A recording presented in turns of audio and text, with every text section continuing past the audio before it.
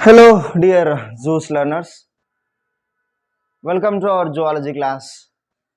So, in this video module, we are going to discuss and learn the information about frog's brain.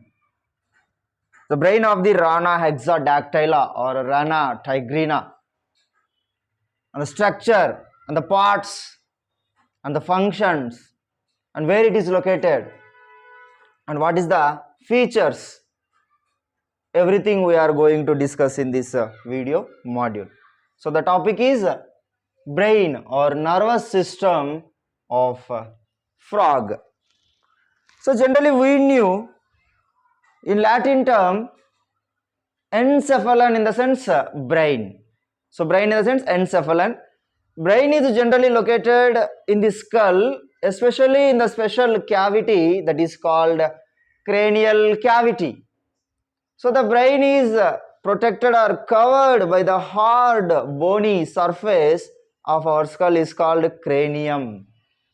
So in our frog also the brain is located in the head portion and the two skull inside the cranial cavity. So this is well protected. So in the skull inside the cranial cavity the brain is located and protected. So the brain is well developed, not as much as mammals, but around 80 to 90% it is highly well developed. So this is the diagrammatic representation of brain of Rana hexadactyla or Rana tigrina. So this is dorsal view.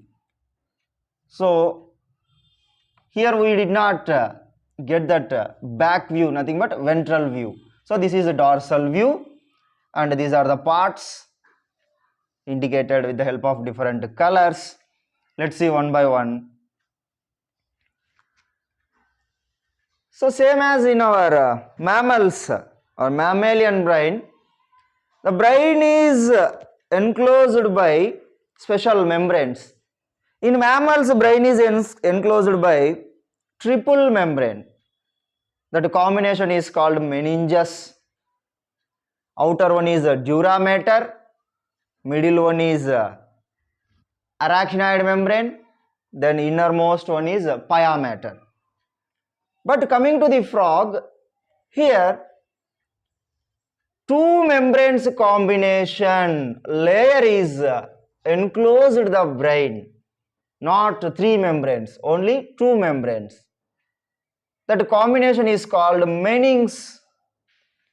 Meninges enclosed the brain. This meninges has two membranes. Outer one is dura mater, then innermost one is pia arachnoid or pyarchinoid membrane. So dura mater membrane is tough and thickest than the pia arachnoid membrane. This is soft and smooth and thin. This is tough and rough and hard. So these two membranes enclosed the entire brain is called meninges. So generally we knew same as in our mammalian brain, especially human brain. The entire brain is subdivided into three main regions known as forebrain, midbrain, hindbrain. So forebrain it possesses different types of parts, midbrain possesses different types of parts, hindbrain possesses different types of parts. Let's see one by one. First of all, coming to the forebrain. Forebrain has olfactory lobes and cerebral hemisphere and also diencephalon. So these three parts combination formed the forebrain. So let's see. So this region is known as forebrain. So this is olfactory lobes, one in pair, gives rise olfactory nerves, followed by cerebral hemisphere, right cerebral hemisphere, left cerebral hemisphere, followed by pineal body. and this is choroid plexus, anterior choroid plexus, this is called. So these all parts comes under forebrain. Pineal body, pineal stalk, anterior choroid plexus, cerebral hemispheres, right cerebral hemisphere, left cerebral hemisphere, then olfactory lobes. So inside the olfactory lobes, this structure, again two special cavities are present. What those cavities are called? After a few minutes, in further minutes we will be discussed. So here olfactory lobe, it leads the origination or formation of olfactory nerves. Okay, so coming to the next point. So here olfactory lobe, it has a special function. Cerebral hemisphere, it has a special function and features, we will discuss later. Then coming to the diencephalon, diencephalon also it has a special features and functions. It leads the hypophysis. Diencephalon leads the hypophysis. Hypophysis is nothing but a master gland or a pituitary gland which controls and coordinates all body parts. So hypophysis is nothing but a pituitary gland. So this pituitary gland secretes different types of special hormones. They will be activated the remaining body parts and glands and metabolic activities, because that is called master gland. Hypophysis or pituitary gland. Then coming to the midbrain, in the midbrain optic lobes we could be seen. So these two green color structures known as optic lobes, oval shaped, smaller than the right and left cerebral hemisphere. In between the optic lobes, pineal body and pineal stalk and anterior choroid plexus is located. So optic lobes, in the sense, they play a major role in the vision or sight. They control the vision or sight and the maintenance and the functioning of the eyes in our rana, hexadactyla or tigrina. Then this optic lobes leads the formation of crura cerebri. So this crura cerebri is the mediator between medulla oblongata and cerebral hemisphere. So the information or the message or the communication, the nerve impulse between medulla oblongata and cerebral hemisphere relayed or mediated by crura cerebri. So the crura cerebri is a special structure which is known as the mediator between medulla oblongata and also cerebral hemisphere. These both structures. Then coming to the final part, final region, hindbrain. This hindbrain, again it has cerebellum and medulla oblongata.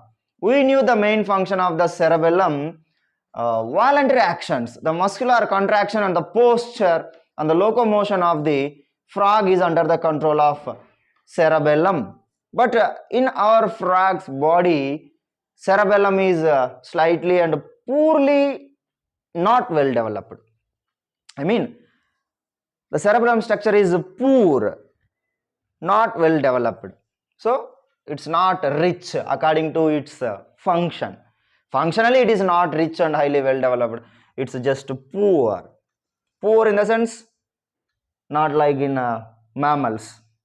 Up to 80 or 90% just it can control the voluntary actions, especially muscles and muscular movements and the posture. Then medulla oblongata. So this is cerebellum, this region. Then this entire region is known as medulla oblongata. So this is medulla oblongata. The main function of the medulla oblongata is involuntary functions, controlling the involuntary functions. And generally in frog's brain, 10 pairs of cranial nerves we could be seen. In mammals, especially in our human body, 12 pairs of cranial nerves can be seen. But here 10 pairs of cranial nerves can be seen. 5th, 6th, 7th, 8th, 9th and 10th pairs of cranial nerves are arranged or located or fixed to this medulla oblongata. Main function is involuntary activities, controlling and maintenance. So these are the main regions of or frog's brain, that is forebrain, midbrain, hindbrain. Then coming to next point, the entire brain has different cavities. These different cavities are known as seal or ventricles. So we knew the term ventricles regularly or generally we could be able to see in heart structure. Auricles, ventricles. So ventricle nothing but cavity, an empty space in the organ. So that is known as a ventricle. So the brain cavities are known as ventricles. Let's see what are the different types of ventricles located in the frog's brain. So we knew brain and spinal cord is protected with the help of cerebrospinal fluid, CSF. Heart in the sense pericardial fluid, but here brain, cerebrospinal fluid. This cerebrospinal fluid is secreted or released by plexus, anterior and posterior plexus. Anterior posterior plexus secretes the cerebrospinal fluid, which protects the brain against the external shocks and blows and jerks and pressure, whatever it may be. So this is one of the main feature and point. So coming to the ventricles, this is optic lobe. In this optic lobe, two cavities we could observe internally. This is external structure. Internally we could observe two, cavities. Those two cavities are known as optocele. So optocele in the sense the ventricles, the cavities which are present in the optic lobe. So from the cavities, optic nerves are arised. The main function of this optocele or optic lobe and optic nerves is sensing the smell. Remember everybody. Then followed by cerebral hemisphere. Right and left cerebral hemisphere also possessing each cavity, that is known as rhinocele. So rhinocele located inside the cerebral hemisphere. So those two cavities known as rhinocele. Cerebral hemisphere main function is memory and intelligence, logic, thinking and balancing and different types of voluntary functions. But in our human body, this cerebral hemisphere is highly well developed, and due to the well development of the cerebral hemisphere, we have the highly intelligence capacity that the sixth sense our humans are having. No other organisms are having such type of sixth sense, logics, reasonings and thinking, that cunning brain, analyzing, expression of the feelings, sensing the different types of what it is called signals or changes from the atmosphere and environment, and expressing the results to other organisms and interaction, whatever it may be. So everything we have due to the cerebral hemisphere or cerebral hemisphere. But in frog, it's poorly developed, not highly well developed. So optocele, rhinocele, then next one, the cele or the cavity is present inside the optic lobe. So this is olfactory lobe. This is optic lobe. Olfactory nothing but smell. Optic lobe in the sense responsible for vision and sight. So these optic lobes are also, the cele which is present inside the optic lobe also called paracele or lateral cele or first and second cele.